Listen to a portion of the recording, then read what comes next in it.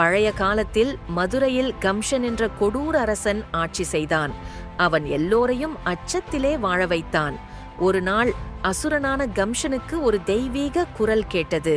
கம்ஷா, உன்னை அழிப்பவன் உன் சகோதரி தேவகியின் 8வது மகனாக பிறப்பான். இதை கேட்ட கம்சன் பயந்து தேவகியையும் அவள் கணவரான வாசுதேவரையும் சிறையில் அடைத்தான். அவர்கள் பிறக்கும் ஒவ்வொரு குழந்தையையும் கொன்றுவிட்டான். ஆனால் 8வது குழந்தை பிறக்கும் இரவு அற்புதம் நடந்தது. அஷ்டமி திதி ரோகிணி நட்சத்திரத்தில் தேவகிக்கு நீலமணி போன்ற அழகான சிறுவன் பிறந்தான். அவனே ஸ்ரீகிருஷ்ணன். அந்த நேரத்தில் சிறை கதவுகள் தானாக திறந்தன. காவலர்கள் ஆழ்ந்த நித்திரையில் விழுந்தனர்.